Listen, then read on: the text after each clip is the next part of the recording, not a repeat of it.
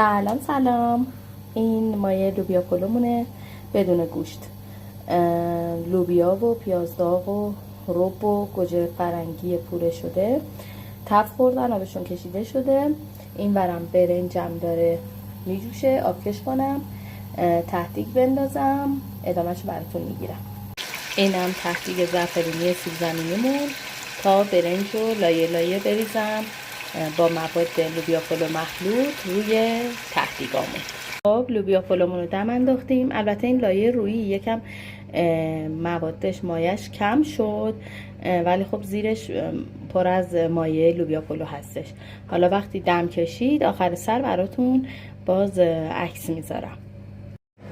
اینم نتیجه لوبیا پلومون، چرب و چیلی و خیلی خوشمزه با پودر دارچین کمی و سالاد شیرازی با آب لیمو و آب قوره و کمی هم سس دستساز.